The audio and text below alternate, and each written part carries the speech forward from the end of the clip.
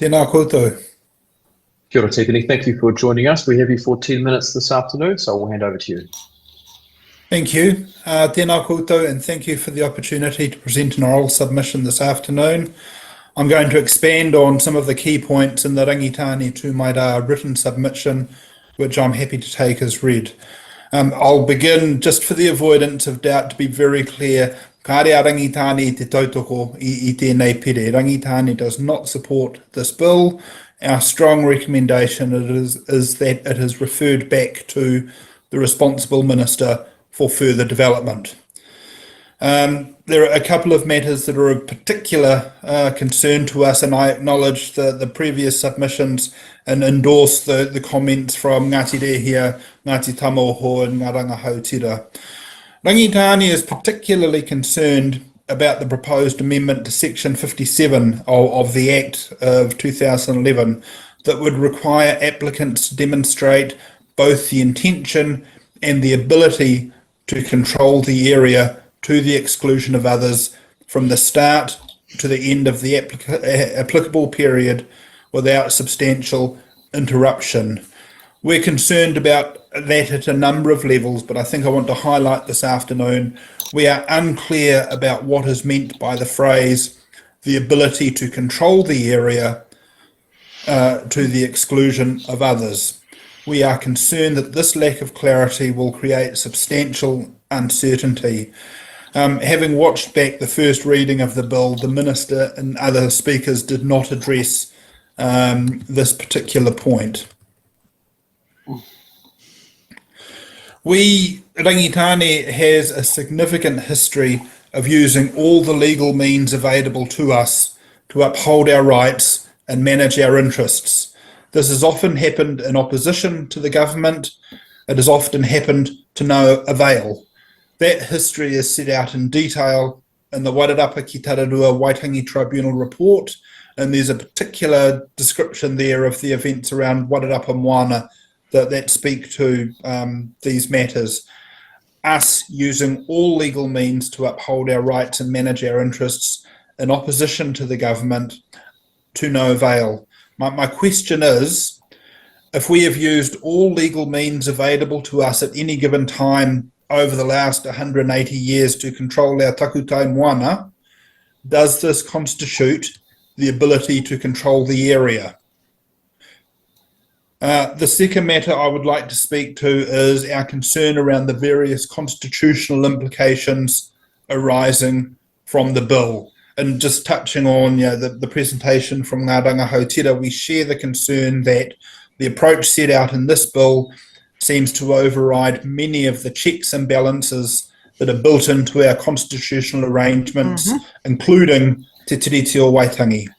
The government is not above the law. It cannot change the law to suit its whims of the day. In our treaty settlement, the Crown solemnly promised Rangitane that it wished to restore its honour, atone for its wrongs, develop a new relationship with Rangitane that has mutual trust and respect for the treaty and its principles as its foundations. Changing the rules of a legislative process halfway through proceedings because you do not like the results so far does not fulfil the terms of this promise. True. Koe rā ku tāpaitanga kōrero I tēnei ahiahi. Tēnā koutou. Kia ora, Tiffany. Thank you for providing us with your submission. We'll go to a question from Puhana Linden. Tēnā koe te matua, Tiffany, e mihi nui ana kia koe waha mai nei ngā whakaaro o Rangitane. I'm just wondering about, we've had iwi come online and share the ongoing struggle that they have had in te whakahaere ngā rawa, ki roto i te Papa Moana, but also defending the health of the Moana and our waterways. This is a good education process, matua, for our panel members, because rawa rātou tino mārama ki te hōhunutanga o te whawhai o te iwi Māori. Are you able to share a bit in terms of Wairarapa Moana and how you have continued to stress and oppose and raise concerns mai rāno for the health of our Wairarapa Moana is that not enough of a demonstration of that ongoing connection from 1840? Tērā tohe? You'd think so. Tēnā koe Huhana, this is a good example described in detail in the Wairarapa ki Tararua report, whereby locally we continue to own the land around Wairarapa Moana.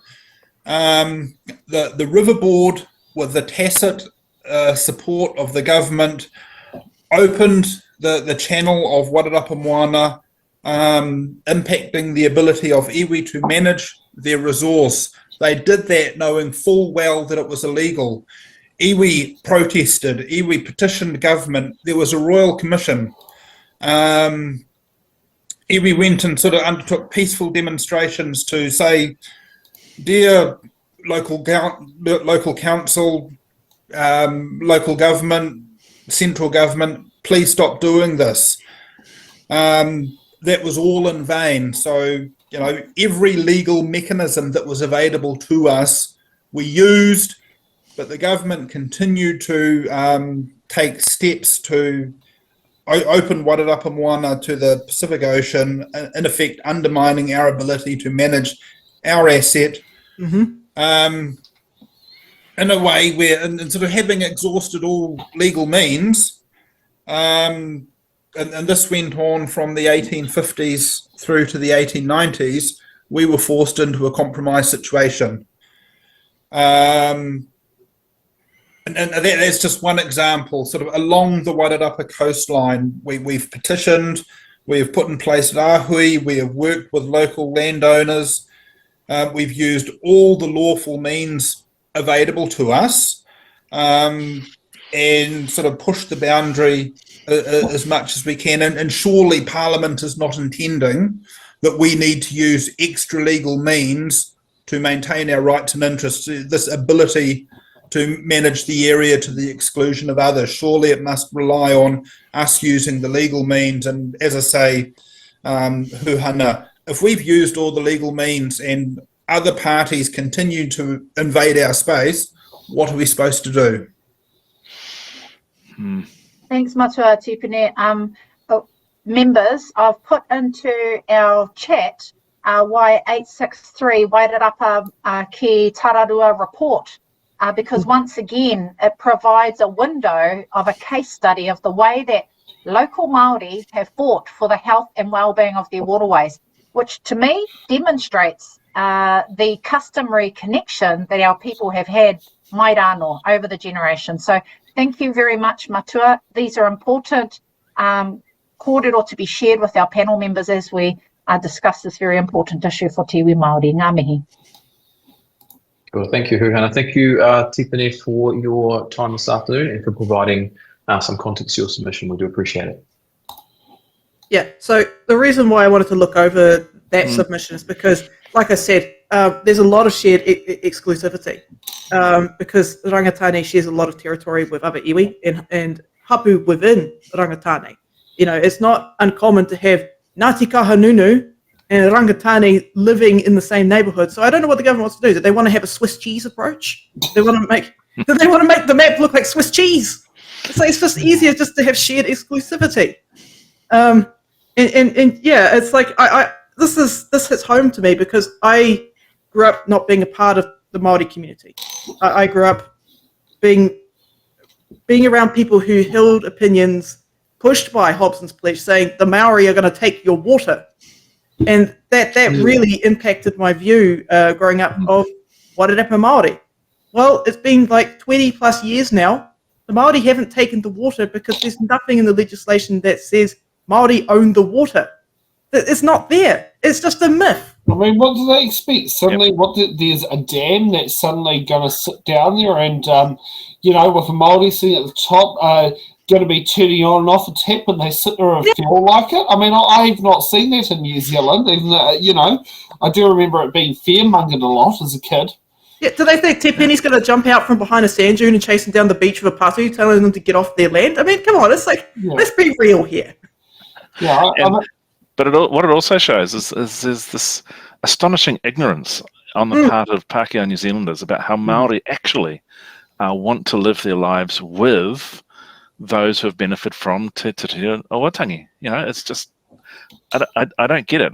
I've been in tertiary education for a very long time, and every time I have conversations with Māori educators involved in supporting their rangatahi and all the rest of it, it's like there's no exclusion. There's no it's ours. There's how do we help our people, and by doing so help everyone else. It's like the presumptiveness of the approach by these people who want to go and alienate the natives, and it just continues on, and it's like what is the fear that is driving this? What is the fear that they are giving voice to? I don't know. Like from it's not based in reality. It's not, and from a te ao Māori perspective, you don't own an atua, you don't own Papatūānuku, you don't own Tangaroa. What you do own is the rights to utilise the assets that are presented there. That's what this is about. It's not about actually owning the physical thing itself. So does that mean we can sit there and put, say, a hydro water turbine down there that produces electricity and sell it to the grid? If you do it with the consent of the iwi, if you work in collaboration, this is why I'm a big fan of co-governance. If you work in collaboration, sure. Yeah. I think also if you put this particular piece of legislation with its very high bar in context of the fast track bill as well, it's all part and parcel of the same approach, the same mindset. Drill it, mine it, road it, baby. Should we see? I wish they fast track all these claims. That'd be nice. Oh, yeah. I How long have you been going on for? Since 2017.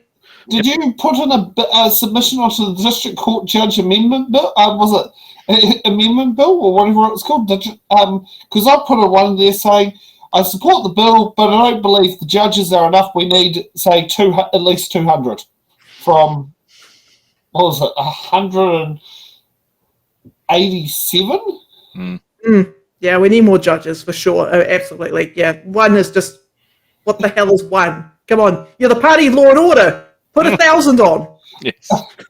Put 1,000 on.